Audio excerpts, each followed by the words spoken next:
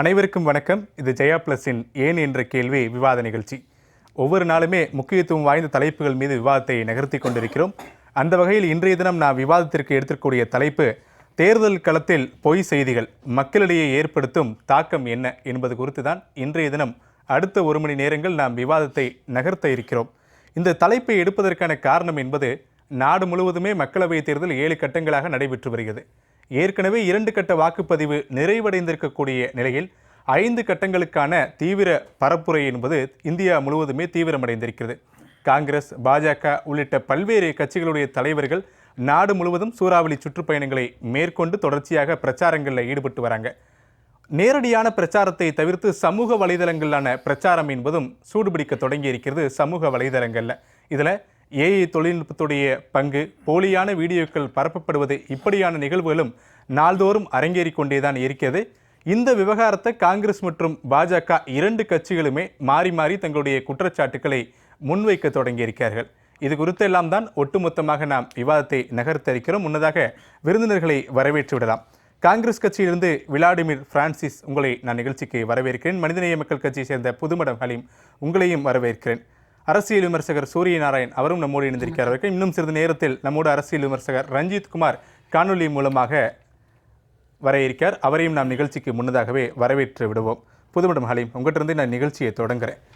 பாரதிய ஜனதா கட்சியை பொறுத்தவரையிலுமே 2 கட்ட தேர்தல் பரப்புரைகளுக்கு பிறகு 5 கட்ட பரப்புரைகளுக்கான பிரச்சாரத்தை தீவிரப்படுத்தியிருக்காங்க. அதை கடந்த சில வாரங்களை நம்ம நேரடியாகவே புரிந்து கொள்ள முடியுது, செய்தி வாயிலாக தெரிந்து கொள்ள முடியுது.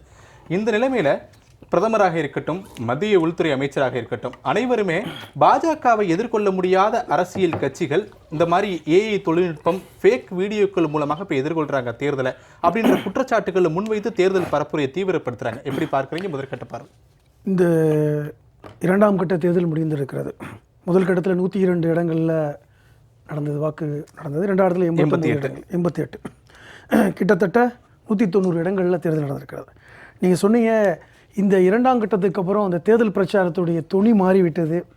ரொம்ப தீவிரமான பிரச்சாரம், இன்னும் குறிப்பாக சொல்லலாம் மதவாதத்தை பாஜக கையெழுத்திருக்கின்ற ஒரு பிரச்சாரம். இப்போ இந்த அடிப்படையில் பார்க்கும்பொழுது தான் இப்போ இந்த ஏஐ ஆர்டிஃபிஷியல் இன்டெலிஜென்ஸ் சொல்லக்கூடிய இந்த தொழில்நுட்பத்தை பயன்படுத்தி பிரச்சாரம், அதில் பொய் பிரச்சாரம். ஆனால் எப்பொழுது பாரதிய ஜனதா கட்சி ஆட்சிக்கு வந்ததோ 2014 இந்த தொழில்நுட்பத்தை பயன்படுத்தி வருகின்ற செய்திகள். ஏன்னா இப்போ காலகட்டத்தில் இந்த செய்தி உண்மையாக பொய்யாண்டு பார்க்குறதே ஒரு பெரிய வேலையாக இருக்குது. இந்த செய்தி உண்மையா அப்படின்னு பார்ப்பதற்கேண்டே இன்றைக்கி தொழில்நுட்பம் வந்து விட்டது. அப்போ அப்படிப்பட்ட ஒரு சூழலில் தான் இன்றைக்கி அமித்ஷா அவர்கள் பேசினதாக ஒரு வீடியோ. நான் என்ன சொல்கிறேன், இப்போ அமித்ஷா அவர்கள் பேசின அந்த பேச்சு கூட ஓபிசி சமூகம், எஸ்சி எஸ்டி இவர்களுக்கு இடஒதுக்கீடை நாங்கள் ஆட்சிக்கு வந்தால் நீக்கி விடுவோம் என்ற உடனே இன்றைக்கி பதட்டம் அடைந்து இந்த செய்தி பொய்ன்னு சொல்லிட்டு எடுத்து போட்டு, சொல்லப்போனால் ஆந்திராவிலேருந்து தான் அது வந்ததுன்னு சொல்லிட்டு இன்றைக்கி ஆந்திரா முதல்வர் வரை, தெலுங்கானா முதல்வர் வரை இன்றைக்கி வழக்கு தொடுப்போம் அப்படிங்கலாம் சொல்கிறாங்களே. இப்போ சில நாட்களுக்கு முன்பு இந்த முதல் கட்டம் முடிந்ததுக்கப்புறம் ராஜஸ்தானில் பிரதமர் அவர்கள் என்ன போய் பேசினார்? 2006 மன்மோகன் சிங் அவர்கள் பேசிய பேச்சு, சிறுபான்மை மக்களுக்கு ஒட்டுமொத்த இந்து சமுதாய மக்களுடைய அந்த செல்வத்தையும் நாங்கள் எடுத்து கொடுத்து விடுவோம், இந்து பெண்களுடைய தாலியை கூட அறுத்து கொடுத்துருவோன்னு சொல்லி பேசினாரே. அப்போ அது பொய் செய்தி தான்ங்கிறது நம்ம இன்றைக்கி ப்ரூவ் பண்ணிட்டோம். ஏனென்றால் மன்மோகன் சிங்கில் அப்படி பேசலை அப்படிங்கிறது இன்றைக்கி எல்லா தலைவர்களும் ஒத்துக்கிட்டாங்க. இன்றைக்கி சமூக வலைத்தளங்களில் அந்த செய்தியே இருக்கிறது.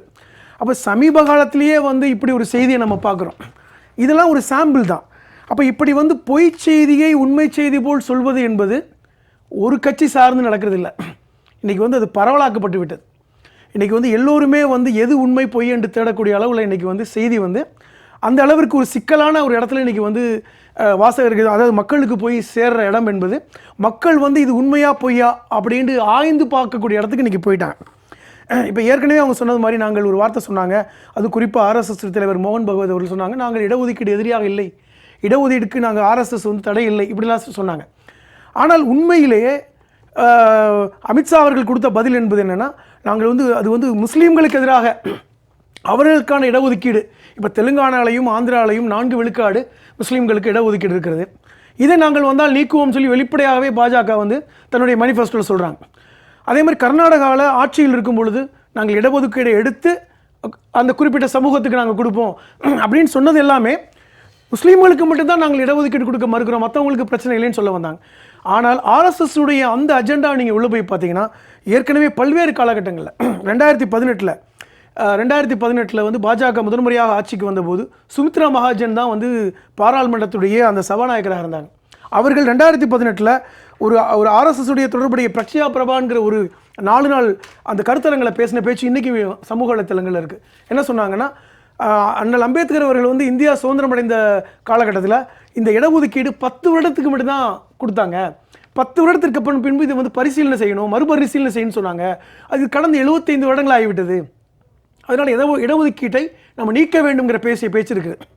அது மட்டும் இல்லை, ஆர்எஸ்எஸ் தலைவராக இருந்த மதுக்கர் தத்ராயா தியோரஸ் இவர்கள் ரொம்ப நீண்ட காலமாக ஆர்எஸ்எஸ் தலைவராக இருந்தார். அவர் இந்திரா காந்தி அவர்களுக்கு பல்வேறு கடிதங்கள் எழுதியிருக்கார். இன்னுமே அந்த கடிதங்கள் இருக்கின்றன. அதில் ஒரு முக்கியமான கடிதம் என்பது, இந்த இடஒதுக்கீட்டை இந்திரா காந்தி அவர்கள் மறுபரிசீலனை செய்யணும். அண்ணல் அம்பேத்கர் வந்து 10 வருஷத்துக்கு தான் வந்து இந்த இடஒதுக்கீடை பற்றியே பேசினார். இன்றைக்கி வந்து சமமற்றவர்கள் சமமானவர்களாக மாறிவிட்ட சூழல் இருந்தால் இதை மாற்றணும்னு சொல்லிட்டு இப்போ என்ன நோக்கம்னா, ஆர்எஸ்எஸ் உடைய அடிப்படையே வந்து இடஒதுக்கீடை எதிர்ப்பது. அது ஓபிசிக்காக இருக்கட்டும், எஸ்சிக்காக இருக்கட்டும், சிறுபான்மை மக்களாக இருக்கட்டும். இல்லை ஒரு குறுக்கீடு. பிரதமர் மோடி அதே பல்வேறு கூட்டங்களில் பேசும்போது பாஜக அப்படின்றது மதத்திற்கு எதிரான இடஒதுக்கீடு தான் எதிராக இருக்குது, அதைத்தான் அவங்க சொல்கிறாங்க. அப்படி இல்லை, அதான் இல்லை நான் முடிச்சுக்கிறேன். அதாவது மதத்துக்குனா அதாவது இப்போ இந்த இடபிள்யூஎஸ் கொண்டு வந்தாங்களே, அதாவது எப்படின்னா ஒன்லி ஏழைகள். ஏன் அந்த இடபிள்யூஎஸ் கொண்டு வந்தாங்களே, உயர் ஜாதி ஏழைகளுக்கான இடபிள்யூஎஸ் 10%, அதே ஒட்டுமொத்தமான ஏழைகளுக்கான 10% கொண்டு வரல. நீங்கள் அதில் பார்க்கணும். இப்போ உயர் ஜாதி ஏழைகள் அப்படின்னு சொல்லிட்டு இடபிள்யூஎஸ் 10% கொண்டு வந்தாங்களே, ஒட்டுமொத்தமாக இருக்கின்ற 10% ஏழைகளுக்கு நீங்கள் கொடுங்களேன். இப்போ கூட பாருங்கள், இடபிள்யூஎஸில் இருக்கின்ற அந்த கோட்டாவுடைய கட் ஆஃப் பார்த்தீங்கன்னா எஸ்சி எஸ்டியை விட கட் ஆஃப் வந்து அதிகமாக கம்மியாக இருக்குது. அப்போ இந்த சூழலில் அப்போ நீங்கள் எந்த நோக்கத்தோடு நீங்கள் அந்த இது கொண்டு வந்தீங்க? ஒன்று. இரண்டாவது, தெளிவான முறையில் பல்வேறு கட்டங்களில் பாஜக தலைவர்கள் இந்த இடஒதுக்கீடை ஒழிக்க வேண்டும்.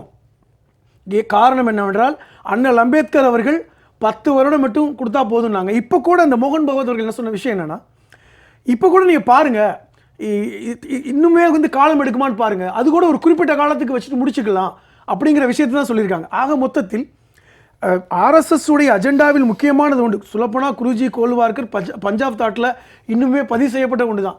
இடஒதுக்கீட்டை ஆர்எஸ்எஸ் எப்பொழுதுமே ஏற்றுக்கொள்ளவில்லை, எந்த காலகட்டத்திலும் ஏற்றுக்கொள்ளவில்லை. ஏன்னால் இடஒதுக்கீடு என்பது அவர்கள் சமமற்றவர்களை சமமாக ஒரு சூழல் வரும். ஏனென்றால் வந்து உங்களுக்கு பிறப்பின் அடிப்படையில் ஏற்றத்தாழ்வு உள்ளதை ஏற்றுக்கொண்டவர்கள் தான் ஆர்எஸ்எஸ் உடைய அந்த மனு தர்மமே. முடிச்சுக்கிறேன், ஏன் அவசரப்படுறீங்க? அப்போ ஏற்றத்தாழ்வை ஏற்றுக்கொண்டது தான் மனு தர்மம், அதை ஏற்றுக்கொண்டவர்கள் தான் ஆர்எஸ்எஸ். இப்போ இன்றைக்கும் மோகன் பகவத்தாக இருக்கட்டும், யாராக இருக்கட்டும், மோடி அவர்களாக இருக்கட்டும், ஏன் சொல்கிறாங்க நல்லா தெரிஞ்சுக்கங்க. ஏற்கனவே குஜராத்தில் இப்போ ராஜ்புத் பிரச்சனை போயிட்டுருக்கு. இப்போ வந்து ஓபிசி சமூகமும் வந்து பிரச்சனை ஆகிடுச்சுன்னா அவர்கள் வாக்கு கிடைக்காது. ஏற்கனவே இந்த துணை ஜனாதிபதியாக இருந்த தங்கர் அவர்களை பற்றி கேலியாக போட்டார்கள்னு அவர்கள் தானே வந்து ஓபிசி சமூகத்தை பற்றி காங்கிரஸ் வந்து இப்படி சித்தரிக்குதுன்னு சொன்னாங்க. அப்போ அவர்கள் ஓபிசி சமூகத்தை என்ன செய்கிறாங்கன்னா அந்த வாக்குகளை வாங்குவதற்காக இன்றைக்கி பயப்படுறாங்க. நிச்சயமாக சமீபத்தில் டெல்லியில் வந்து ஆர்எஸ்எஸ் ஊர்வலத்தில் சிறுபான்மை மக்களுக்கு மட்டும் இல்லை, ஓபிசி எஸ்சி எஸ்டிக்கு எதிராக கோஷம் வந்ததா இல்லையா? அது பேப்பரில் வந்து இன்றைக்கி அந்த செய்தி இருக்குது. அப்போ இவர்கள் நோக்கம் என்பது இந்த இடஒதுக்கீடை முழுமையாக ரத்து செய்யணும் தான். அதை நோக்கி நகர்கிறது. இன்றைக்கி அமித்ஷா பேசிய பேச்சு அது உண்மையாக பொய்யாங்கிறது அது வந்து ஆய்வுக்குட்பட்டது. ஆனால் அவர்கள் அடிப்படையில் ஓபிசி சமூகத்துக்கும் சிறுபான்மை மக்களுக்கும் எஸ்சி எஸ்டிக்கும் இந்த இடஒதுக்கீடு கொடுப்பதை ஏற்றுக்கொள்ளாதவர்கள் என்பதுதான் என்னுடைய வாதம். சரி, உங்களுடைய முதற்கட்ட கருத்து சூரியநாராயணன்.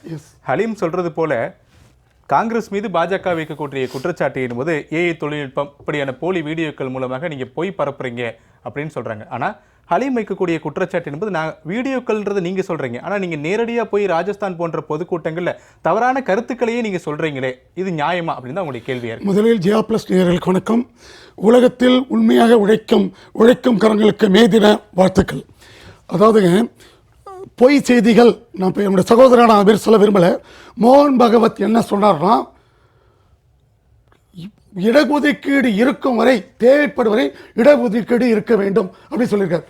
ஃபேக் நியூஸ்ல இருந்து சார் சொன்னார்னு சந்தேகப்படுறேன். ரெண்டாவது, மதவாதத்தை பற்றி இல்லை ஒரு நிமிஷம் இல்லை, மதவாதத்தை மதத்தின் அடிப்படையில் பிரிக்கக்கூடாது ரிசர்வேஷன் அப்படிங்கிறது இந்திய அரசியலமைப்பு சட்டத்திலே இருக்கு. ஜாதிகள் அடிப்படையில் மதத்தில் அப்படி பிரிக்கக்கூடாது, புரியுதுங்களா? அப்படிதான் இருக்கு. ஆனா சூரியநாராயணன், காங்கிரஸ் தன்னுடைய தேர்தல் அறிக்கையிலேயோ இல்ல பொதுவெளியிலோ எந்த இடத்துல நாங்க மதத்தின் அடிப்படையில் இடஒதுக்கீடுன்னு சொன்னாங்க? ரைட்டுங்க, கர்நாடகாவில் மத உறுப்பினர் பிரிச்சிருக்காங்களே, சொல்லல, செயலே பண்ணியிருக்காங்க, சொல்லவே இல்லை. அதாவது ஒரு இல்ல ஒரே நிமிஷம் இல்ல அதாவதுங்க கர்நாடகால எங்க பண்ணாங்க? இல்ல கர்நாடகால எங்க பண்ணாங்க? இஸ்லாமியர்களுக்கு ஒதுக்கீடு ஒதுக்கீடு அது வந்து தவறான தகவலை சொல்லாதீங்க சார். கர்நாடகால எங்க ஒதுக்கீடு பண்ணாங்க? மத அடிப்படையில். இல்ல ஒரு நிமிஷம் பொய் செய்தியை சொல்லாதீங்க சொல்றேன். இல்ல இப்ப பொய் செய்தி பத்தி பேசுறோம். ஈவன் கமல்நாத் இருக்காரு, அவர் என்ன சொல்றாருன்னா இவங்க சகோதரர்கள்லாம் காவடி எடுக்காங்க காங்கிரஸுக்கு, இந்து ராஷ்டிரம் ஏற்பட வேண்டும், இந்து மதம் இல்ல அவர் கேட்ட கேள்விக்கு கர்நாடகால இருந்து மத்திய பிரதேசத்துக்கு போயிட்டீங்க. அவர் கேட்ட கேள்விக்கு நீங்க பதில் சொல்றீங்க. போங்க, சம்பந்தமே இல்லாம உங்களுக்கு சான்ஸ் கிடைக்கும் போது சம்பந்தமே இல்லாம போற அடிச்சு விட்டு போறதெல்லாம் பாத்துக்க முடியாது. அப்படிதான் பேசுறீங்க சார். கர்நாடகால அவர் கேட்ட கேள்வி பதில் சொல்லிட்டு போங்க சார். அவர் கேட்ட கேள்வி பதில் சொல்லிட்டு போங்க சார். அவர் கேட்ட கேள்வி பதில் சொல்லிட்டு போங்க சார். அவர் கேட்ட கேள்வி பதில் சொல்லிட்டு போங்க. நான் கேக்குறேன், கமல்நாத் இந்து ராஷ்டிரம் ஏற்பட வேண்டும் என்று சொன்னார் இல்லையா காங்கிரஸ்? சம்பந்தமே தொடங்கின உடனே சண்டை வேணாம். ஒரே நிமிஷம் இல்ல, அவர் பேசும்போது நான் பேச மாட்டேன், இப்ப அவர் பேசுறதா நான் பேசுவேன். ஒண்ணே ஒண்ணு, அதாவது இப்ப பொய் செய்திகள்ங்கிற பாயிண்ட்க்கு வந்துருவோம். மோடி அவர்கள் 15 லட்சம் ரூபாய் ஒவ்வொருக்கும் கொடுப்பான்ட்டு அவ்வளவு பேரும் பொய் சொன்னார்கள், பொய் செய்தி. அந்த ஊழல்கள் காங்கிரஸ் யாருங்க பொய் சொன்னது? இல்ல முதல்வர் காங்கிரஸ்காரர்களும் திமுக காரர்களும் சொன்னார்கள். நான் சொல்றேன், ஒரு நிமிஷம் சார், சிரிக்காதீங்க சார், சொன்னது உண்மை. ஒரு நிமிஷம், அவங்க என்ன சொன்னாங்கன்னா, இவங்க என்ன சொன்னாங்கன்னா கொடுக்கலான்னு. ஆனா மோடி என்ன சொல்றாருன்னா, அதாவது காங்கிரஸ் செய்த ஊழல் பணத்தை ஒவ்வொருக்கும் 15 லட்சம் கொடுத்தவருக்கு பணம்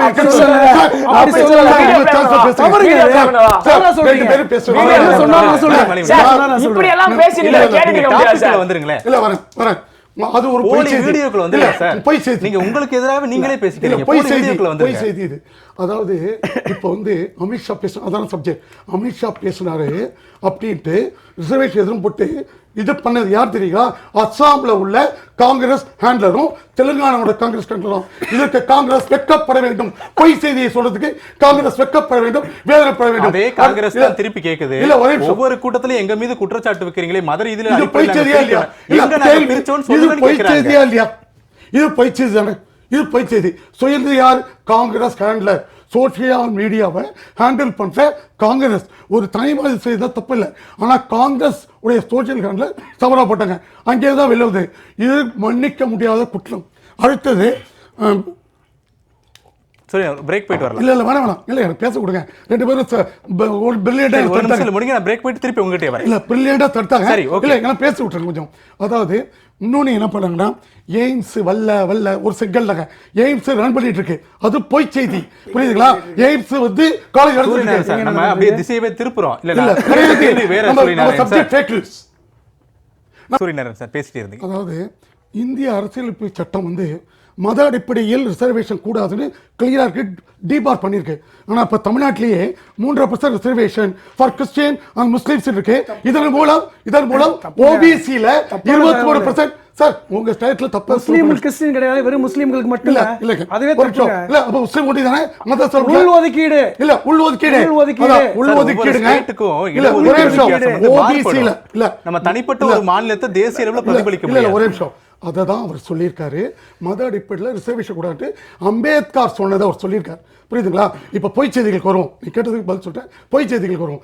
இப்போ பொய் செய்திகளை எப்பொழுதுமே தொடர்ந்து ரஃபேல் ரஃபேல சுப்ரீம் கோர்ட்டு மோடியை கண்ண முடித்து சொல்லிச்சு. உடனே இவங்க சுப்ரீம் கோர்ட் போனாங்க, சுப்ரீம் கோர்ட் கூட்டுச்சு. அது பொய் செய்தி. போய் போனதும் அவர்கிட்ட நீ அடுத்த பேச ஆக்ஷன் எடுப்பேன் அப்படின்னு மண்டையில் கூட்டிச்சு சுப்ரீம் கோர்ட். அதுக்கு அவர் மன்னிப்பு போய் கேட்டார். அது பொய் செய்தி. புரியுதுங்களா? இதே மாதிரி ஒவ்வொரு வழக்கிலையும், அதாவது சிஏல இஸ்லாமியர்களை இந்தியாவில் ஏற்றுவாங்க ஒரு பொய் செய்தியை திமுக காங்கிரஸ் தொடர்ந்து சொல்லிச்சு. ஒண்ணுமே கிடையாது.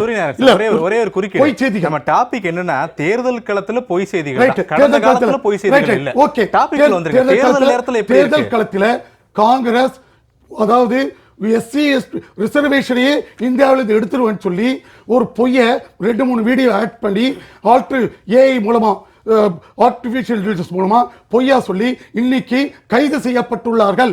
இந்த கைது செய்யப்பட்டுள்ளவர்கள் காங்கிரஸ்காரர்கள் பொய் செய்தி. ஆனால் பிஜேபி இதில் எந்தவித பொய்யும் சொல்லவில்லை. அவர்கள் சொன்னதை தான் சொல்லி இருக்கிறார்கள். புரியுதுங்களா? ரெண்டாவது, RSS வந்து இடஒதுக்கீட்டுக்கு எதிரானது மோகன் பகவத் சொன்னார். அது தவறு. RSS மோகன் பகவத் சமீபத்தில் கொடுத்த ஸ்டேட்லையும் நான் உங்களுக்கு கொடுக்குறேன். இடஒதுக்கீடு தேவைப்படும் வரை இடஒதுக்கீடு கண்டிப்பாக இருக்க வேண்டும் அப்படிங்கிறத சொல்லியிருக்கார். ஆனா நம்மளுடைய ராகுல் காந்தி அவர்கள் நான் பிராமணன், இந்த கோத்திரம், அதனால அப்படி சொல்லி எங்க சொன்னாரு ராகுல் காந்தி? எங்க சொன்னாரு? சொல்லல.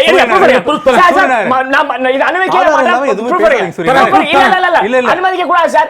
ராகுல் காந்தி பிராமணன் சொன்னது இப்ப என்ன ப்ரூஃப் வேணும்? ப்ரூஃப் காமிங்க சார். ப்ரூஃப் காமிங்க சார். எங்க சொன்னாரு? ஆதாரம் இருக்கா? கேரளால தன்னுடைய எதிர்க்கும் போது தன் பூழலை காமித்து நான் சூரியநாராயண் அந்த போட்டோ எல்லாமே ஃபேக்ன்றது நிரூபிக்கப்பட்ட ஒண்ணு கிடையாது. இல்ல நிரூபிக்கப்பட்ட இல்ல, நீங்க சொன்ன அதே இணையதளங்கள்ல தான் அது குறித்தான செய்திகள் இருக்கு.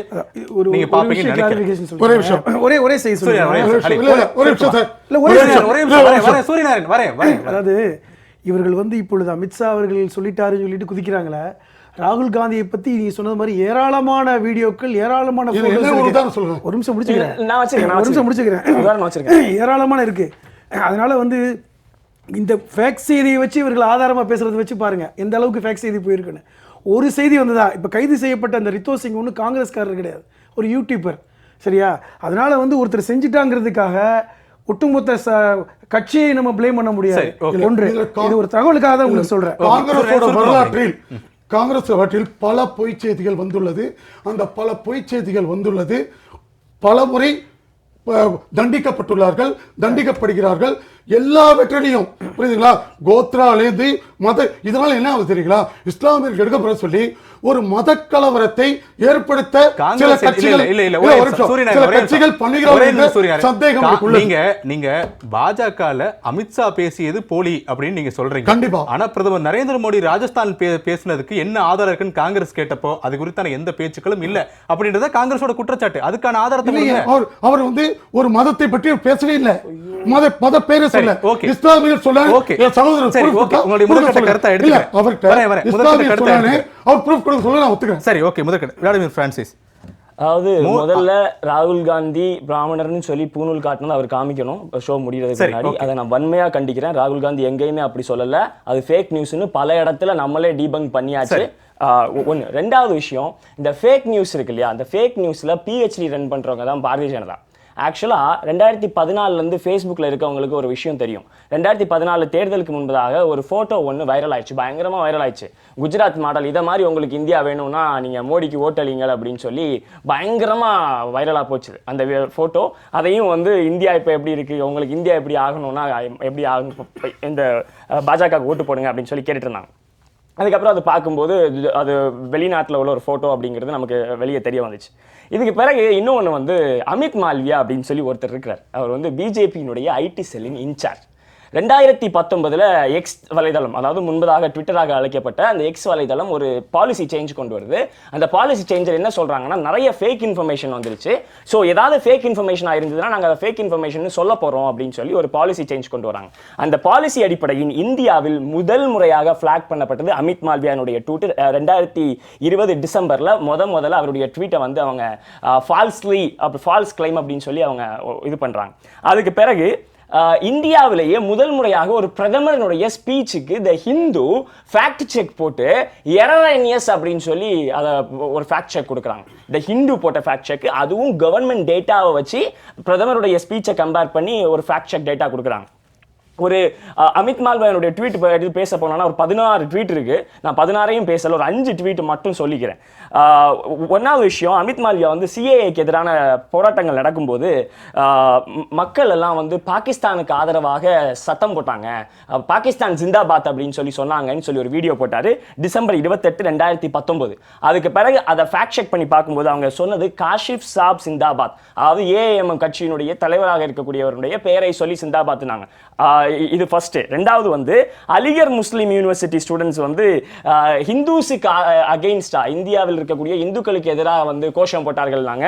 இது நடந்தது டிசம்பர் 16, 2019. அதுக்கு பிறகு அதை ஃபேக்ட் செக் பண்ணி பார்க்கும்போது அவங்க பாரதிய ஜனதா கட்சிக்கு எதிராக கோஷம் போட்டதை இவர் இந்துக்களுக்கு எதிராக சொல்லி மாத்தி சொன்னார். அப்புறம் அதே சிஏஏக்கு எதிரான அந்த போராட்டத்தில் ஜேர்னலிஸ்ட் அர்ஃபா கானும் அப்படிங்கிறவங்க ஜனவரி 26, 2020 பேசும்போது உங்களுடைய நீங்க மத விஷயங்களை பத்தி பேசக்கூடாது, மதத்தை நீங்க இது பண்ணி யூஸ் பண்ணக்கூடாது அப்படின்னு சொன்னதை அப்படியே டைவர்ட் பண்ணி இவங்க வந்து நீங்க நான் முஸ்லிம்ஸுக்கு ஆதரவா இருக்க மாதிரி பிரிட்டன் பண்ணுங்கன்னு சொல்லி போட்டார். ஸோ இந்த மாதிரி கண்டினியூஸா அதுக்கு பிறகு 15 நவம்பர் 2017 ஜவஹர்லால் நேரு அவர்கள் அவருடைய சகோதரியோடும் சொந்தக்காரர்களோடும் நிற்கிற போட்டோ எடுத்து, ஒரு பெண்ணோடு நிற்கக்கூடிய போட்டோ எடுத்து போட்டு, சகோதரியும் அவருடைய சொந்தக்கார பெண்ணோடு நிற்கக்கூடிய போட்டோ எடுத்து போட்டு ரொம்ப கேவலமான வார்த்தைகளால் ஒரு இது போட்டார். அப்புறம் அந்த போட்டோவை டிலீட் பண்ண வேண்டிய நிலைக்கு உட்படுத்தப்பட்டார். 2017 நடந்தது. அப்புறம் 27 நவம்பர் 2018 மன்மோகன் சிங் வந்து எனக்கு மத்திய பிரதேச அரசாங்கத்தோடும் சத்தீஸ்கர் அரசாங்கத்தோடும் நல்ல உறவு இருந்தது, அதாவது we had a very good communication சொன்னதை ஃபர்ஸ்ட் பார்ட்டை கட் பண்ணிட்டு ரெண்டாவது பார்ட்டை மட்டும் கட் பண்ணி போட்டாரு. அதையும் அந்த போஸ்டிங் டிலீட் பண்ண வேண்டிய நிலைக்கு உட்படுத்தப்பட்டார். இப்படி கண்டினியூஸா பாரதிய ஜனதாவினுடைய ஐடி செல்லினுடைய இன்சார்ஜ், அவர் தான் ஹெட் அந்த டிபார்ட்மெண்ட்டுக்கு, கண்டினியூஸா போட்டுக்கிட்டே இருக்காரு. ஒரு வருஷத்துக்கு முன்னாடி இந்தியா டுடே கான்க்ளேவ்ல வச்சு எங்களுடைய media department head madam Supriya ஸ்ரீநிதியோடைய ஒரு இதுல பேசிட்டு இருக்கும்போது அதை பெருமையாக அவர் சொல்லிக்கிட்டார். எக்ஸ் வலைதளம் அவரை ஃபிளாக் பண்ணத டொனால்ட் ட்ரம்பை தான் ஃபிளாக் பண்ணிச்சு, I am very happy to be in that இதுன்னு கூட சொல்லி மார்த்தட்டிக்கிட்டார். என்னுடைய கருத்து என்ன அப்படின்னா, பொய் செய்திகளை பரப்புகிறவர்கள் யாராக இருந்தாலும் அதில் நமக்கு உடன்பாடு கிடையாது. ஆனா இவங்க வந்து இவ்வளவு நாட்கள் ஆரம்பத்துல இருந்து இவ்வளவு விஷயங்கள் நான் சொன்னேன் இல்லையா, இதுல எந்த இடத்தையாவது ஒரு தடவையாவது அமித் மால்வியாவுக்கு மீது ஒரு கண்டனங்களோ இல்ல ஒரு அரெஸ்டோ செய்யப்பட்டதா? கிடையாது. ரெண்டாவது நான் வரேன். அப்புறம் ஆர்எஸ்எஸ் வந்து ரிசர்வேஷனுக்கு எதிரான போட்டது ஃபேக் நியூஸா இல்லையா? ஹைதராபாத்ல தெலுங்கானா காங்கிரஸ் ஹேண்ட் போட்டது அமித்ஷா போட்டு தவறா காங்கிரஸ் எல்லாம் போடல, அந்த வீடியோ அதுக்கு தான் எங்க தெலுங்கானா சீஃப் மினிஸ்டர் அதுக்கான பதில் சொல்லிட்டாரு, உங்களுடைய இன்டிமேஷனுக்கு எல்லாம் பயப்பட மாட்டோம்னு சொல்லிட்டாரு. காங்கிரஸ் ஹேண்ட்ல போட்டுருக்காங்க சார். அது சரி, இப்ப என்ன பண்ணும்? அதுக்கு இல்ல அது பொய் செய்தி தானே. இப்ப என்ன பண்ணுவோம்? இல்ல சார், பொய் செய்தி யார் பரப்புறதாக இருந்தாலும் அவர் என்ன கேக்குறாரு, எங்க மேல இவ்வளவு குற்றச்சாட்டு வைக்கிறீங்க, நீங்களும் அதே தவறான பண்ணிட்டீங்கன்னு கேக்குறாரு. இல்ல அது பொய் செய்தியை யார் பரப்பினாலும் அது தவறு, அதற்கு மீது கண்டிப்பாக ஆக்ஷன் எடுக்கணுங்கிறதுல யாருக்கும் மாற்று கருத்தெல்லாம் கிடையாது. நான் என்ன சொல்ல வரேன்னா, நீங்க இவ்வளவு தூரம் பேசிருக்கீங்கல்ல, அமித் மால்வியா மேல இவ்வளவு குற்றச்சாட்டுகள் நான் வச்சேன்ல, எத்தனைக்கு மேல ஆக்ஷன் எடுக்கப்பட்டிருக்குன்றத சொல்லுங்க. நீங்க சொல்லிட்டு எங்ககிட்ட வாங்கன்றேன். அதுக்கப்புறம் ஆர்எஸ்எஸ் வந்து ரிசர்வேஷனுக்கு அகைன்ஸ்டாவே கிடையாது அப்படின்னு சொல்லி பேசினாங்க இல்லையா. மன்மோகன் வித்யா ஜனவரி 2017 அவர் வந்து RSS publicity chief joint general secretary அவர் சொல்றாரு, reservation should end, continuance will promote sectoralism, அதாவது ஒரு குறிப்பிட்ட சமூகத்தை தொடர்ந்து ஆதரிப்பதாக போய் மாறிவிடும் சொல்லி ஜனவரி 2017 மன்மோகன் வித்யா பேசியிருக்கிறார். அதுக்கு பிறகு KN கோவிந்தாச்சாரியா 2016 இன்டர்வியூ த வயருக்கு கொடுக்கும்போது அவர் என்ன சொல்றாருன்னா, ஒரு புதிய கான்ஸ்டிடியூஷனல் ஃப்ரேம்வொர்க் கிரியேட் பண்ணணும், இப்ப இருக்கக்கூடிய கான்ஸ்டிடியூஷன் வெஸ்டர்ன் பிலாசபிஸ்னால இன்ஃப்ளூயன்ஸ் ஆயிருக்கு, அதனால புதிய கான்ஸ்டிடியூஷன் கிரியேட் பண்ணணும். 2016 த வயருக்கு கொடுத்த ஒண்ணே மட்டும் சொல்லி முடிச்சிடறேன், பேட்டியில சொல்றாரு. அதுக்கு பிறகு எம்ஜி வைத்யா 2015 த ஹிந்துக்கு கொடுத்த இன்டர்வியூல என்ன சொல்றாருன்னா, எஸ்சி எஸ்டிக்கு கொடுக்கப்பட்டதுக்கான ரிசர்வேஷன் அபாலிஷ் பண்ணப்படணும் அப்படின்னு சொல்லி 2015 த ஹிந்துக்கு கொடுத்த இன்டர்வியூல சொல்றாரு. மோகன் பகவத் தே இந்த மக்களவை தேர்தல்ல பொய் செய்திகளையோ பொய் வீடியோக்களையோ பரப்புவதில் யார் ரொம்ப இருக்கிறாங்க? பாஜக தான், காங்கிரஸ்? 2014 இருந்து ஸ்டாட்டிஸ்டா வலைத்தளத்துடைய ஒரு சர்வேயே இருக்கு. இந்தியா உலகத்திலேயே ஃபேக் இன்ஃபர்மேஷன்ல ஃபர்ஸ்ட் இருக்கு. இவங்க உத்தரப்பிரதேச தேர்தலில் கிட்டத்தட்ட 2 லட்சம் பேர் ரெக்ரூட் பண்ணாங்க சார். வெறுமனே உத்தரப்பிரதேசத்துக்கு மட்டும் 2 லட்சம் பேரை இந்த சைபர் ஒர்க்கர்ஸா ரெக்ரூட் பண்ணாங்க. நீங்க அதனால அமித் மால்வியானுடைய ஒரு ட்விட்டர் ஹேண்டில் போதும் யார் அதிகமான ஃபேக் இன்ஃபர்மேஷனை ஸ்ப்ரெட் பண்ணிட்டு இருக்கான்றத ப்ரூவ் பண்றது. சரி, ஓகே, உங்களுடைய முதற்கட்ட கருத்தை எடுத்துக்கிறேன். ரஞ்சித் குமார் இதற்கு முன்பு பேசிய விளாடிமிர் பிரான்சிஸ் காங்கிரஸ் கட்சியை சேர்ந்தவர், அவர் சொன்ன கருத்துக்களை பார்த்திருக்க முடியும்.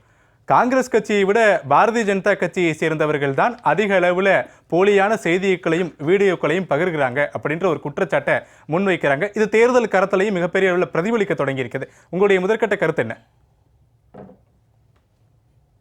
சமீபத்தில் பார்த்தோம்னா அமித்ஷா அவர்கள் சொல்லாத கருத்தை பதிவு செஞ்சதா பெரிய சர்ச்சை ஒண்ணு போயிட்டு இருக்கு. அதுல ரேவந்த் ரெட்டி அவர்களுக்கு நோட்டீஸ் கொடுக்கப்பட்டிருக்கு. பல செக்ஷன்ல புக் பண்ணப்பட்டிருக்காரு அப்படிங்கிறத பாக்குறோம். அதாவது ரிசர்வேஷனே ஒழிச்சிருவாங்க அப்படிங்கிற ஒரு பொய்யான செய்தியை, அதே மாதிரி அரசியலமைப்பு சட்டத்தையே அழிச்சிருவாங்க அப்படிங்கிற ஒரு பொய்யான செய்தியை காங்கிரஸ் தொடர்ந்து உருவாக்கிட்டு இருக்காங்க. இப்ப சொன்னாங்க பிராமின் நாங்க சொல்லவே இல்லை அப்படின்னு சொல்லி சொல்றாங்க.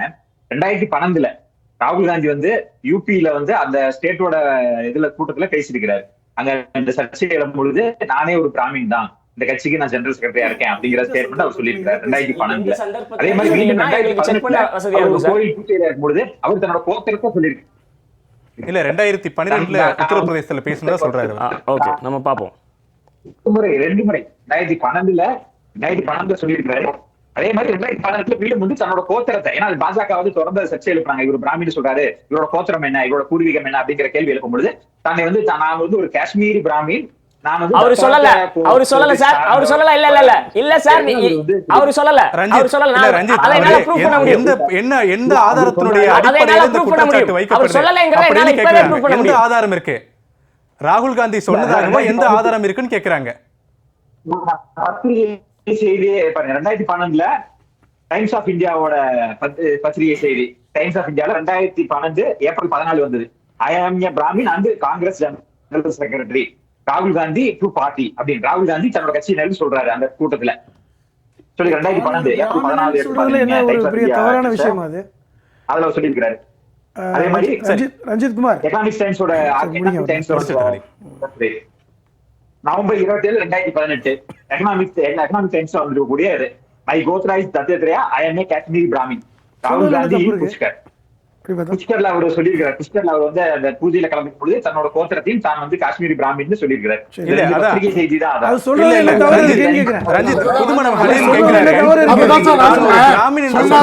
தப்பு இருக்குன்னு கேக்குறாங்க. ஒரு நிமிஷம் சார், நீங்க ஹெட்லைன்ஸ் மட்டும் படிச்சிட்டு போக கூடாது. அந்த நியூஸ் எனக்கு ஃபுல்லா ரீட் பண்ணுங்க. இப்ப பாப்போம். ராகுல் காந்தி சொல்லியிருக்காரா? நான் ரீட் பண்றேன். ராகுல் Gandhi came and offered prayers at God. He also said his Gotra is Kshatriya. Ranjith ஒரு நிமிஷம் வரேன்.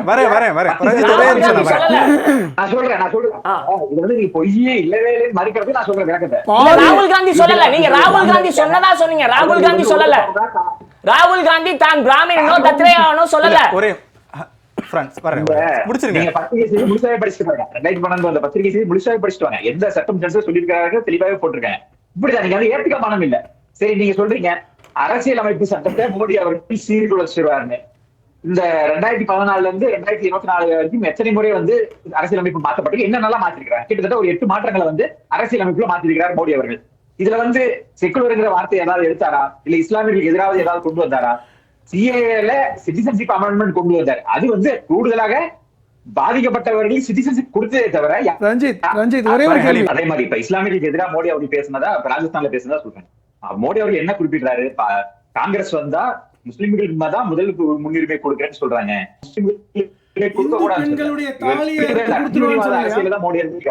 இந்து பெண்களுடைய தாலியை அறுத்து கொடுத்துருவான்னு சொல்லலையா சொல்லும்போது? ரஞ்சித் குமார், இந்து பெண்களுடைய தாலியை அறுத்து கொடுத்துருவான்னு சொல்லலையா? இவர்களே கம்பேர் பண்றாங்க. இல்ல அதான் சொல்ல என்ன சொன்னாங்கன்னா வெல்த் ரீடிஸ்ட்ரிபியூஷன் சொல்லி காங்கிரஸ் பேசுறாங்க. கொடுப்பாங்கன்னா எப்படி கொடுப்பாங்க? இது வந்து சரியா இருக்காது. இப்போ ஒரு குடும்பத்துல பல குழந்தைகள் இருக்காங்கன்னா அந்த குடும்பத்துக்கு அதிகமான இது போகும். இது வந்து எப்படி ஏற்புடையதா இருக்கும்? இது சரியில்லை அப்படிங்கறதுதான் மோடி அவர்கள் சொல்றாரு. இதே உடனே வந்து மைனாரிட்டிஸ் சொல்றாங்க, முஸ்லீம்கள் சொல்றாங்கன்னு காங்கிரஸ் வந்து பொய்யா பிரச்சாரம் பண்றாங்க. இல்ல ரஞ்சித் புதுமடம் ஹலீம், ரஞ்சித் ஒரே ஒரு குறுக்கீடு. ரஞ்சித் புதுமடம் ஹலீம் என்ன கேட்கிறாரு? இந்து பெண்களுடைய தாலி அறுத்து அப்படின்னு வார்த்தைகளை பிரதமர் பயன்படுத்தினாரா இல்லையா? அதான் அவங்க கேட்கறது. ஆமாவா இல்லையான்னு சொல்லுங்க. காங்கிரஸ் பார்த்து குற்றச்சாட்டு வைக்கிறாங்க. அவர் வெளியுடைய வாதம் நினைப்பீங்க எல்லாத்தையும் நீங்க ரீடிஸ்ட்ரிபியூட் பண்ணுவோம், எல்லாத்தையும் எடுத்துட்டு போறேன்னா எங்க எடுத்து போக போறீங்க அப்படிங்கிறது கேள்வி. இன்னொன்னு இவங்க மோடி அவர்கள் தொடர்ந்து சொல்றாரு இஸ்லாமியர்களுக்காக குரல் கொடுக்கறதா சொல்றாங்க. காங்கிரஸ் வந்து இது வரைக்கும் ஒரு நல்லதுமே அப்படி பல மேலே பேசியிருக்கிறார். 70 ஆண்டு காலத்துல இஸ்லாமியர்கள் எந்த அளவுக்கு முன்னேறி இருக்காங்க, அவர்களோட கல்வியில எந்த அளவுக்கு முன்னேறி இருக்காங்க, காங்கிரஸ் வந்து சிறுபான்மையினர் காவலன்னு சொல்லிக்கிறாங்க. ஆனா இந்திய அவர்கள் வந்து முன்னேற்றல அப்படிங்கிறது மோடி அவர்கள் சொல்லியிருக்கிறார். கர்நாடகாவை சேர்ந்த ரஷீத் அகமது அவர்களுக்கு பத்மஸ்ரீ விருது கொடுக்குறாரு. அவர் மோடி அவர்களை நேரா சந்திக்கும் கேட்கிறாரு, நான் ஒரு இஸ்லாமிய இருக்கிறனால நீங்க எனக்கு பத்மஸ்ரீ விருது கொடுக்க மாட்டீங்கன்னு நினைச்சேன். ஏன்னா காங்கிரஸ் ஆட்சி காலத்துல எனக்கு கொடுக்கல, இந்த ஆட்சி காலத்துல கட்டாயம் கொடுக்க மாட்டீங்கன்னு நினைச்சேன். ஆனாலும் நீங்க வந்து மதத்திற்கு அப்பாற்பட்டு எனக்கு கொடுத்துருக்கீங்கன்னு அவர் வந்து மனம் நெகிழ்ந்து சொல்றாரு. அப்ப கர்நாடகா சேர்ந்த ஒரு இஸ்லாமியருக்கு பத்மஸ்ரீ அவார்டு அவருக்கு தகுதி இருக்குன்னா கொடுத்ததா செய்யறாங்க. எங்கேயுமே வந்து மத ரீதியாவோ ஜாதி ரீதியாவோ யாரையும் ஒதுக்கல. அதுதான் யதார்த்தம். இப்ப அதே மாதிரி சொன்ன மாதிரி கான்ஸ்டிடியூஷன் எதிரான ஒரு தாக்குதல் நடத்துவாங்க. 2019 ஒரு அமெண்ட்மெண்ட் கொண்டு வராங்க. அது எதற்காகன்னா சென்ட்ரல் எஜுகேஷன் இன்ஸ்டிடியூட்ஸ்ல ஒரு ரிசர்வேஷன்ல அமெண்ட்மெண்ட் என்னன்னா டீச்சர்ஸ் டைரக்ட் ரெக்ரூட்மெண்ட் பண்ணும்போது இடஒதுக்கீடு அமல்படுத்துறதுக்கு ஒரு அமெண்ட்மெண்ட் கொண்டு வராங்க. இவர்கள் எப்படி இடஒதுக்கீடு எதிராக இருப்பாங்க? அப்ப எப்படி ஏன் போய் பிரச்சாரம் பண்ணணும்? இடஒதுக்கீடுக்கு எதிராக இருக்கவர்கள் இடஒதுக்கீடு பறிக்கதானே செய்யணும். புதுசா ஒரு அமெண்ட்மெண்ட் கொண்டு வந்து இடஒதுக்கீட்டை செயல்படுத்திருக்காங்க. இத்தனை ஆண்டு காலமா இல்லாததை செயல்முறைப்படுத்திருக்காங்க. அப்ப தொடர்ந்து வந்து காங்கிரஸ் தான் போய் பிரச்சாரம் பண்ணுது. மோடி அவர்கள் வந்து தொடர்ந்து ஓபிசிக்கு அரசியல் அமைப்பு சட்டத்துல வந்து கான்ஸ்டிடியூஷன் அதிகாரத்தை கொடுக்கிறார். ஓபிசிக்கு இத்தனை ஆண்டு காலமா அதிகாரம் இல்லாம இருந்ததை அரசியலமைப்பு சட்டத்தின் அடிப்படையில் அவர்களுக்கு அந்த கான்ஸ்டிடியூஷன் அதிகாரத்தை கொடுக்கிறார். அப்ப இவர்கள் ஓபிசிக்கு எதிராக பிரச்சாரம் பண்றாங்க. சோ தொடர்ந்து போய் பிரச்சாரம் பண்றது காங்கிரஸ் தான். மேடைகள் வந்து நாங்க ஓபிசிக்கு ஆதரவா இருக்கிறதா சொல்றாங்க. ஆனா எங்கேயுமே இவர்கள் செய்யல அப்படிங்கிறது தான். தேவைக்கு ஏற்படும்போது தங்களை பிராமின்னு சொல்லுவாங்க, திடீர்னு தங்களை வந்து ஓபிசி காவலர்னு சொல்றாங்க, திடீர்னு வந்து மைனாரிட்டி காவலுங்கிறாங்க. ஆனா மோடி அவர்கள் ஒட்டுமொத்த இந்தியர்களுக்காக இருக்கிறார் அப்படிங்கிறத பாக்குறோம். எல்லாருக்குமான சப்கா சாத் சப்கா விகாஸ்ங்கிறத மோடி அவர்கள் பேசுறாரு. சோ தொடர்ந்து போய் பிரச்சாரம் பண்றது காங்கிரஸ்.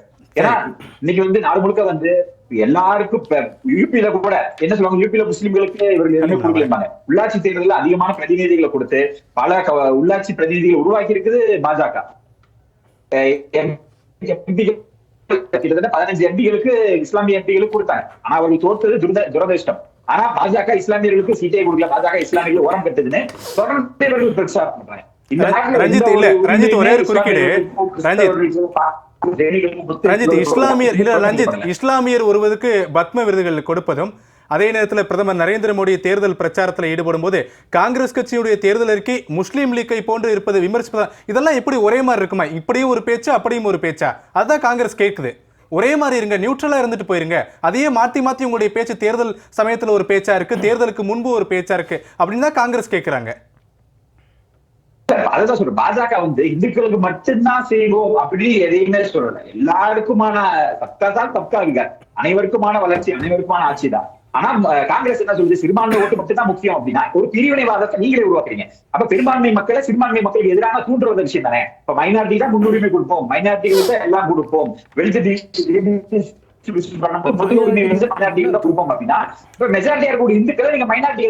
இது நாட்டுக்கு ஆபத்து. நீங்க மைனாரிட்டி செய்ய போறதில்ல, இஸ்லாமியர்கள் நீங்க எதுல செய்ய போறதில்ல. எத்தனை இஸ்லாமியர்கள் நீங்க வந்து அதிகமா அவசர அகம் கொடுத்திருக்கீங்க? ரஞ்சித் சார், காங்கிரஸ் மேனிஃபெஸ்டோல ரீடிஸ்ட்ரிபியூஷன்ங்கிற வார்த்தை எங்க இருக்குன்றத எனக்கு சொல்லுங்க சார். நான் ஒரு 3-4 தடவை படிச்சேன் சார், எனக்கு எங்கேயுமே அது இல்ல தெரியல சார். எனக்கு இருந்துச்சுன்னா ஒன்னு காமிச்சு கொடுங்க சார். ரீடிஸ்ட்ரிபியூஷன்ங்கிற வார்த்தை, ரீடிஸ்ட்ரிபியூஷன்ங்கிற வார்த்தை நான் சொல்றேன், ஒவ்வொருதா சொல்றேன், நீங்க கேக்குறது ஒவ்வொன்றா நம்ம எடுத்து வருவோம். சொல்லுங்க. மேனிஃபெஸ்டோல இருக்கிறத மோடி அவர்கள் டிஸ்ட்ரிபியூஷன் இருக்கா, வெல்த் டிஸ்ட்ரிபியூஷன் இருக்கா, இல்ல ரீடிஸ்ட்ரிபியூஷன் இருக்கா சார்? வெல்த் டிஸ்ட்ரிபியூஷன் இருக்கா சார்? வெல்த் டிஸ்ட்ரிபியூஷன் இருக்கா இல்ல ரீடிஸ்ட்ரிபியூஷன் இருக்கா? வெல்த் டிஸ்ட்ரிபியூஷன் இருக்கா இல்ல ரீடிஸ்ட்ரிபியூஷன் இருக்கா? சொல்லுங்க. வெல்த் டிஸ்ட்ரிபியூஷன் இருக்கா இல்ல ரீடிஸ்ட்ரிபியூஷன் இருக்கா? எதை பண்ண போறீங்க கேள்வி இருக்குல்ல. இல்ல சார், நான் கேட்டதுக்கு பதில் சொல்லுங்க சார். பதில் சொல்லாம நழுவி போயிட்டே இருக்கீங்களே, பதில் சொல்லாம நழுவி போயிட்டே இருக்கீங்களே. ரீடிஸ்ட்ரிபியூஷன் எங்க இருக்கு சார்? ரீடிஸ்ட்ரிபியூஷன் எங்க இருக்குன்னு நான் கேக்குறேன், அதுக்கு பதிலே சொல்ல மாட்டேங்கிறீங்களே.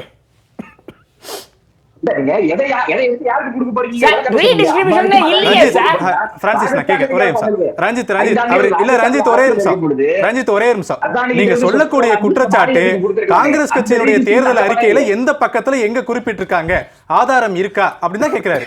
எந்த இடத்துல குறிப்பிட்டிருக்காங்க காங்கிரஸ் அப்படியான ஒரு வார்த்தையை காங்கிரஸ் தேர்தல் அறிக்கையில குறிப்பிட்டிருக்கா? ஒவ்வொன்னா நான் சொல்றேன், எத்தனாவது பக்கத்துல சொல்லிருக்கீங்க? இல்ல நீங்க சொல்ற மைனாரிட்டிகளுக்கு என்ன கொடுப்போம், நீங்க 23வது பக்கத்துல 23வது பாயிண்ட் ஒவ்வொன்னா நான் சொல்றேன், நீங்க எடுத்து பாருங்க. அவங்களோட மேனிஃபெஸ்டோ அவங்களுக்கே தெரியல, அவங்க சொன்னதுதானே மோடி அவர்கள் பேசுறாரு. நாங்க இப்படி சொல்றீங்க அப்படி சொன்னாங்க, இப்ப என்ன அப்படி சொல்லவே இல்லைன்னு சொல்றாங்க. நீங்க சொல்லக்கூடிய அந்த வார்த்தையை காங்கிரஸ் அப்படி எந்த ஒரு இடத்துலயுமே பயன்படுத்தவில்லை. இல்ல நீங்க சொல்லக்கூடிய அந்த வார்த்தையை காங்கிரஸ் தேர்தல் அறிக்கையில ஒரு காங்கிரஸ் கட்சியை சேர்ந்தவராக சொல்றேன், அது எங்கேயுமே பயன்படுத்தலன்னு சொல்லிதான் பிரான்சிஸ் சொல்றாரு. ரஞ்சித், நீங்க தேர்தல் அறிக்கையை திருப்பி படிச்சுட்டு எந்த பக்கத்துல குறிப்பிட்டிருக்காங்க நீங்க பார்த்து வைங்க. நான் மீண்டும் உங்ககிட்ட வரேன். சூரிய நாராயணன் அவர் சொல்லக்கூடிய குற்றச்சாட்டுக்கு உங்களுடைய பதில். அதாவது இவர்கள் எப்பொழுதுமே பாதி உண்மை பாதி பேசி பழகப்பட்டவர்கள். பொய்யை விட பாதி உண்மை என்பது ரொம்ப அபாயகரமானது. சரியா? இப்போ சொன்னார்ல, அதாவது இஸ்லாமியர்களுக்கு சிறப்பான ஒரு விஷயத்தை பாஜக செய்யுதுன்னு சொல்லிட்டேன். சச்சா இருக்கு. ஒரே நிமிஷம் பிரதர். ரீடிஸ்ட்ரிபியூஷன் காங்கிரஸ் மேனிஃபெஸ்டோல சர்ச் பண்ணிருக்கேன், 0 மேட்சஸ் ஃபவுண்ட். அது மட்டும் கிளாரிஃபை பண்றேன். நான் பதிவு பண்ணிக்கிறேன். அது சச்சார் கமிஷன் வந்து 2008 மன்மோகன் சிங் அவர்கள் காலத்தில் கொண்டு வரப்பட்டு சிறுபான்மை நலவாரியம் அமைத்து சிறுபான்மையினருக்கென்று ஒரு அமைச்சரே ஒன்றியத்தில் இருந்தாங்க. இப்போ இருக்காங்களான்னு கேளுங்க. அந்த அமைச்சரவே எடுத்துட்டாங்க. ஒரே ரஞ்சித் என்ன சொல்றாருன்னா, அதே பிரதமர் நரேந்திர மோடி உடைய தலைமையின் கீழ் இருக்கக்கூடிய அரசு தான் இஸ்லாமியர் ஒருவருக்கு பாரத விருது கொடுக்கிறோம். விருதும் கொடுக்கிறோம் இல்லையா? அப்ப நாங்க சமத்துவமான பாரத ரத்னா கொடுக்குன்னு சொல்றீங்க. அபுல் கலாம் ஆசாத் அவர்கள் பேரால் இருக்கின்ற உயர்கல்வியை வந்து நீங்க உயர்கல்வி ஊக்கத்தொகையை தடுத்தது யார்? நிறுத்தி வைத்தது யார்? நீக்கியது யார்? ஒன்று. இப்போ நான் இந்த விஷயத்துக்கு வரேன். அமித் மால்வியா பற்றி பேசினாங்கல்ல. அமித் மால்வியா ஒரு விஷயத்தை ட்வீட் போட்டார். ஆகஸ்ட் 2023 பாராளுமன்றத்தில் ராகுல் காந்தி எங்களை நோக்கி வந்து பறக்கும் முத்தம் கொடுத்தார், கேவலமான சைகை பண்ணார்னு சொல்லிட்டு அந்த அமைச்சர்கள், ஒன்றிய அமைச்சர்கள் சோபா கராந்திலே, தர்ஜானா ஜர்தோஸ், ஸ்ருதி இரானிலாம் சேர்ந்துக்கிட்டு 20 எம்பிக்கள் சேர்ந்து போய் ஓம் பிர்லாட்ட போய் கம்ப்ளைண்ட் பண்ணாங்கல்ல. அது எவ்வளோ பெரிய பொய்ய நிரூபணம் ஆச்சுல. இவர்கள் இருந்து இந்த பக்கம், இவர் பேசுது இந்த பக்கம். இப்படி இந்த நிகழ்காலத்திலே வந்து இவர்கள் செய்கின்ற ஒவ்வொரு விஷயத்தையும் தவறாக பாதி உண்மையை பாதி பொய்யை எடுத்துக்கொண்டு பண்ணாங்கன்னு சொல்லி ஒன்று. இரண்டாவது, நுபுர் சர்மா சுருக்குமா முகமது நபி அவர்களை பற்றி எவ்வளவு கேவலமான ஒரு ட்வீட்டை போட்ட இருங்க. ஆக்ஷன் எடுத்துட்டாங்க. ஆக்ஷன் கட்சி விட்டு தூக்கிட்டாங்களா? ரெண்டாவது, தேஜஸ்வி சூர்யா அவருக்கு எம்பிக்கு சீட்டு கொடுத்துருக்காங்க. அவர் வந்து அரபு உலக பெண்கள் எல்லாருமே வந்து உச்சமடையாதவர்கள் சொல்லி ட்வீட் போட்டாரு. ஏன் திருப்பி சீட்டு கொடுத்தீங்க? அவருக்கு போய் வந்து அண்ணாமலையெல்லாம் வந்து போய் பிரச்சாரம் பண்ணிக்கிட்டு இருக்காரு. அப்போ இவர்கள் வந்து செய்வது ஒன்று சொல்வது ஒன்று தான். ராகுல் காந்தி வந்து தான் ஒரு பிராமணர்னு சொல்கிறது ஒரு பெரிய பிரச்சனையாக பண்ணுறாங்க. பிரதமர் மோடி போகிற இடமெல்லாம் தான் ஓபிசி சமூகம் சொல்கிறாரு. துணை ஜனாதிபதி ஜெகதீப் தங்கர் ஓபிசி சமூகத்தை சார்ந்தவன் நான், தாக்கூர் சமூகம் என்னை வந்து கிண்டல் பண்ணிட்டாங்க சொன்னாங்கல்ல. இப்போ இவர்களும் உயர்ந்த பதவியில் இருப்பவர்கள் தான். ஒன்று. இரண்டாவது, அண்ணன் சொன்னார் இந்த எய்ம்ஸ் மருத்துவமனை வந்து விட்டதுன்னு சொல்லிட்டு இப்படி ஷாக் ஆகிடுச்சு. ஒன்று இருங்க, ஒரு செங்கல்ல வச்சு எப்படி ஒர்க் பண்ண போகிறீங்க? ராமநாதபுரத்தில் மருத்துவக் கல்லூரியில் எய்ம்ஸ் மருத்துவமனை நடக்குதா இன்னைக்கு சொல்கிறாங்க. இது ஒரு பக்கம். இருங்க. அதாவது ஏற்கனவே வந்து இந்த ரஜபுத் பிரச்சனை ஓடிக்கிட்டு இருக்கு. ஓபிசி சமூக வாக்குகள் எங்கே நம்ம வராமல் போயிடுமோன்னு பயத்தில் தான் இன்னைக்கு ஓபிசி சமூகத்துக்கு இடஒதுக்கீடு மறுக்கப்படும் என்று சொன்ன ஒரு செய்தி. இன்னைக்கு ஒரு செய்தியை வச்சு நீங்கள் வந்து கஷ்டப்படுறீங்கல்ல. சொன்னார்ல சகோதரர் பேசும்போது இஸ்லாமிய சமூகத்தை பற்றி என்ன பேசிட்டாருன்னு, இந்து பெண்களுடைய தாலியை அறுத்து நாங்கள் சிறுபான்மை மக்களுக்கு கொடுப்போம். இருங்க, நியூஸ் பேப்பர்ல வந்தது இல்ல, செய்தியிலே வந்த செய்திங்க. சிறுபான்மை மக்களுடைய இந்த தவறான செய்தி நீங்க தான் சொல்லணும். சிறுபான்மை மக்களுக்கு இந்த இந்து பெண்களுடைய தாலி அறுத்து கொடுப்பீங்களான்னு கேட்டார்ல இந்த கேள்வி. இது பொய்யா? அப்ப என்ன பொய்? கிடையாது. ஒரு நிமிஷம் இருங்க. சொன்னார். ஏன் சொல்லல? சொன்னாரு. பாருங்க, மன்மோகன் சிங் பேசிய பேச்சு என்பது சிறுபான்மை மக்கள், ஓபிசி, எஸ்சி எஸ்டி, பெண்கள், குழந்தைகள் இவர்கள் நலன் தான் முக்கியம். இவர்களுக்கு நீங்கள் நலன் சேர்க்காமல் இந்தியா ஒரு வளர்ச்சி அடைந்த நாடாக வர முடியாதுன்னு கருத்தை சொன்னார். நீங்க அழகா அதையெல்லாம் விட்டுட்டு சிறுபான்மை மக்கள் மட்டும் எடுத்துட்டு ஏன் பேசணும்? அவர் என்ன மன்மோகன் சிங் அவர்கள் வெறும் சிறுபான்மை மக்களை மட்டும் தான் பேசினாரா? பெண்களை பத்தி பேசலையா? குழந்தைகளை பத்தி பேசலையா? ஓபிசியை பத்தி பேசலையா? எஸ்சி எஸ்டியை பத்தி பேசலையா? அப்ப இவர்களெல்லாம் பற்றி இவர்களுடைய வளர்ச்சிக்கு நீங்கள் வந்து முன்னுரிமை கொடுக்காமல் இந்த தேசம் வளர்ச்சி அடையாது, கிராமப்புறம் வளர்ச்சி அடையாதுன்னு சொல்லி பிரதமர் மன்மோகன் சிங்கை பேச்சு இன்னைக்கு இருக்கு.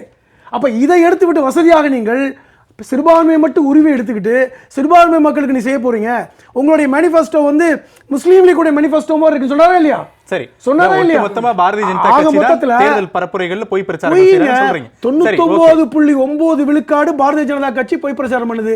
ஏதோ ஒன்ன சொல்லிட்டாருன்னு குதிக்கிறாங்கல்ல, அது பொய்யா உண்மையாங்கிறது பாத்துக்கிட்டோம். அந்த 0.1% நீங்க பிடிச்சிட்டு இருக்கீங்கல்ல, அப்ப 99.9 விழுக்காடு சொன்ன பொய்க்கு எங்க நீங்க சர்டிபிகேட்ல என்ன கருத்துங்க? கருத்து தான் சொல்றேன். இப்ப நீங்க சொன்ன சர்டிபிகேட் அதாவது இவர்கள் தொடர்ந்து காங்கிரஸ் வந்து இஸ்லாமியர்களுக்கு எதிரானது பிஜேபின்னு இங்க பண்ணிட்டு இருக்காங்க. அதிக இஸ்லாமியர்கள் ஓட்டு போடுவது பிஜேபிக்கு. இன்னொன்னு, அப்துல் கலாமை ஜனாதிபதி ஆக்கியது பிஜேபி. இரண்டாவது ஆக்குற போது காங்கிரஸ் திமுக எதிர்த்தது. புரியுதுங்களா? அப்துல் கலாமுக்கு ஒரு தீவு பேரே ஏற்படுத்தியது பிஜேபி தான். இன்னும் சொல்ல போனா அரேபிய நாடுகள், சவுதி அரேபியா, துபாய், அவ்வளவு இல்ல ரொம்ப சிம்பிள் சார். இல்ல ஒரே ஒரு செகண்ட் சார் டாபிக் நம்ம வரும் இன்னைக்கு சார். இப்ப டாபிக்ல தேர்தல் காலத்துக்கு இல்ல, வந்துருங்க. தேர்தல் தான் வரும் சார். அப்துல் கலாம் காலம்லாம் ரொம்ப இல்ல இல்ல முன்னாடி. இஸ்லாமிக் எதிரானவங்க தானே பேசுறாங்க, அதுக்கு நான் பதில் சொல்லி ஆகணும் இல்லையா? அவனுக்கு இன்னொரு சொல்றேன், அதாவது முத்தலாக் வந்தபோது ஷாபானு கேஸ்ல காங்கிரஸ் வந்து மத ரீதியா பார்த்தது. ஆனா சப்கா சாத் எல்லாருக்கும் வித்யா இதுவரை ஒரு இன்னும் சொல்றேன் ஹலீம், நான் இல்ல பிரான்சிஸ் ஒரு நிமிஷம். குஜராத்ல இந்து அமைப்புகள் அகமதாபாத் பேர் மாத்திரம் 12 வருஷம் சீஃப் மினிஸ்டர் போது மாற்ற முடியாது, இஸ்லாமியர்கள் பேர் இருக்க வேண்டும் அப்படின்னு சொல்லியது பிஜேபி மோடி. இது வந்து ப்ரூஃபா இருக்கு, இன்றைய வரைக்கும் மாத்தல. அதாவது ஒரு நிமிஷம் நான் சொல்லுவது, குஜராத்தோட சீஃப் மினிஸ்டர் இருக்கும்போது குஜராத் உத்தரப்பிரதேசத்தில் குஜராத்தோட சீஃப் மினிஸ்டர் வந்தாங்க தெரியும் இல்ல, புரியுதுங்களா? நான் சொல்லுகிற பாயிண்ட் குஜராத் சீஃப் மினிஸ்டர் இருக்கும்போது சேர்ந்தது. அவ்வளவு அரபிய நாடுகளும் மோடியை தன்னுடைய நாட்டில் உயர்ந்த விருது, இந்தியாவில் பாரத் பேரி அந்த நாட்டினுடைய விருதை கொடுக்கும் போது ஏன் கொடுக்கிறது? இவர்கள் தன்னுடைய ஓட்டு அப்பீஸ்மெண்ட் பாலிடிக்ஸ், ஓட்டுக்காக நோட்டுக்காக மற்ற கட்சிகள் செய்கிறது. பிஜேபி மோடி நாட்டுக்காக உழைக்கிறார், அதுதான் உண்மை. நீங்க மக்களுக்கு தெரியும். தேர்தல் காலங்கள்ல போலி செய்திகளை பரப்புறதோ போலி வீடியோக்களை பதிவிடுறதோ இப்ப காங்கிரஸ் காங்கிரஸ் தான் தெலுங்கானாவுடைய காங்கிரஸ் அவங்க பண்றதுதான் பண்ணங்கிறது புரிவாயிடுச்சு. ஃபேஸ் பண்றேன் அப்படிங்கிறாரு. ஏன்னா சுப்ரீம் கோர்ட் 66A அதை டெலீட் பண்ணிச்சு பார்த்தீங்களா, அதில் இருந்து காங்கிரஸ் அதை தவறாக உபயோகப்படுத்துகிறது. சரி சூரியனார், நான் நிறைவான கருத்தை எடுத்துக்கிறேன். பிரான்சிஸ், அவர் சொல்லக்கூடிய கருத்து உங்களுடைய நிறைவான கருத்து. என்னோட நிறைவான கருத்து என்ன அப்படின்னா, இங்கே வந்து சிஏ 2019 அமெண்ட்மெண்ட் கொண்டு வந்த போது யூஎனோட ஹியூமன் ரைட்ஸ் ஆஃபீஸ் வந்து ஒரு ஸ்டேட்மெண்ட் ஒன்று ரிலீஸ் பண்ணிச்சு. என்ன சொல்லிச்சுன்னா, இந்த சிஏ சட்டம் வந்து ஃபண்டமெண்டலி டிஸ்கிரிமினேட்டரியாக இருக்குது அப்படின்னு சொல்லிச்சு.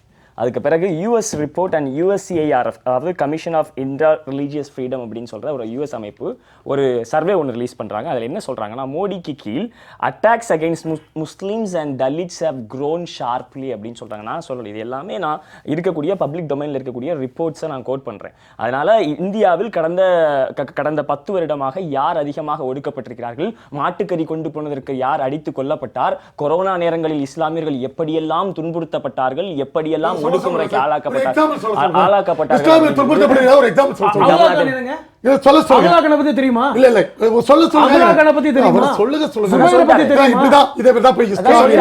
சொல்லிட்டாரு, அதான் சொல்லிட்டாரு. பில்கிஸ் பானு பத்தி பில்கிஸ் பானு ஒண்ணுமே பண்ணலையா சார்? பில்கிஸ் பானு எதுவுமே பண்ணலையா காலத்தில்? பில்கிஸ் பானு எதுவுமே பண்ணலையா? இல்ல ஹலீம், ஹலீம் அவர் அகலா கான் கொரோனா காலத்துல கோத்ரா ரயில்ல எரிக்கப்பட்டவர்கள் யாரு? கோத்ரா ரயில்ல எரிக்கப்பட்டவர்கள் யாரு? பில்கிஸ் பானு இல்ல ரயில்ல எரிக்கப்பட்டவர்கள் பில்கிஸ் பானு எரிச்சாங்க. ராம பக்தர்கள் எரிச்சாங்க. பில்கிஸ் பானு எரிச்சாங்க. எரிக்கப்பட்டவர்கள் யார்? எரிக்கப்பட்டவர்கள் நேரம் இல்ல. யார் குற்றவாளிகள்? யார் குற்றவாளிகள்? யார் குற்றவாளிகள்? அது தீர்ப்பு சொன்னாங்களா யார் குற்றவாளிகள்னு? கோத்ரால யார் குற்றவாளிகள்? இஸ்லாம் அத கோத்ரால அந்த காங்கிரஸ் ஐயோ சார், என்ன போற போக்குல காங்கிரஸ் ஐயோ சார், வேற என்னங்க யார் சொல்லுங்க? சரி யார்? அதாவது இது கரண்ட் தாப்பாருக்கு இன்டர்வியூ கொடுத்துட்டு இல்ல யாரு சொல்லுங்க? நான் சொல்றேன் சார், கரண்ட் தாப்பாருக்கு இன்டர்வியூ கொடுக்கும்போது ஒருத்தர் தண்ணி குடிக்க முடியாம வச்சிட்டு போனார்ல அவரு சார். யாரும் இல்ல சார், கரண்ட் தாப்பாருக்கு இன்டர்வியூ கொடுத்தார்ல ஒருத்தர், கொடுக்கும்போது 3 நிமிஷத்துல இன்டர்வியூ முடிச்சிட்டு தண்ணி குடிக்க முடியாம போனார்ல அவரு சார். முடிச்சிரேன் என்னோட இறுதி கருத்து. Attacks against Muslims and Dalits increase ஆயிருக்கு யூஎனோட இது சொல்லுது. சரி, அதெல்லாம் விட்டுருவோம். நான் இன்னைக்கு நம்முடைய டிபேட் பாயிண்ட்டுக்கு வரேன். ஃபேக் நியூஸ் அப்படிங்கிறது அழிக்கப்பட வேண்டியது அப்படிங்கிறதுல நம்ம யாருக்குமே மாற்று கிடையாது. 2 வாரத்துக்கு முன்பதாக ஒரு டாக்குமெண்ட்ரி ஒன்று ரிலீஸ் ஆயிருக்கு, சிஎன்ஏ இன்சைடர் அப்படிங்கிறது எல்லாரும் பார்க்க வேண்டியக்கூடிய ஒரு டாக்குமெண்ட்ரி. அது இந்தியாவில் எப்படி ஒரு ஃபேக் நியூஸ் இண்டஸ்ட்ரியே நடந்துட்டு இருக்கு அப்படிங்கிறது ரொம்ப தெளிவாக சொல்றாங்க. அந்த ஃபேக் நியூஸ் இண்டஸ்ட்ரியில PhD முடிச்சிருக்கிறது பாரதிய ஜனதா. தொடர்ந்து நான் சொன்னது மாதிரி பல ப்ரூஃப்ஸ் நான் உங்களுக்கு இன்னைக்கு காமிச்சேன். தொடர்ந்து இப்படி அவதூறுகளை பரப்புவதும் மக்களிடத்தில் செய்திகளையும் பொய் செய்திகளையும் கொண்டு சேர்த்து எப்படியெல்லாம் ஓட்டுக்களை எடுத்துக்கலாம் அப்படின்னு சொல்லி மக்கள்கிட்ட பார்க்குறாங்க. ஆனால் மக்கள் ரொம்ப விழிப்பா இருக்கிறாங்க. ஜூன் 4ஆம் தேதி நம்ம எல்லாருக்குமே தெரியும் இந்தியா கூட்டணி ஆட்சி அமைக்கும். Okay Francis. ரஞ்சித் குமார், உங்களுடைய நிறைவான கருத்து. அதாவது பாஜக பொய் சொல்லுதுன்னு காங்கிரஸ் சொல்றாங்க. காங்கிரஸ் எத்தனை பொய்களை சொல்லியிருக்கு?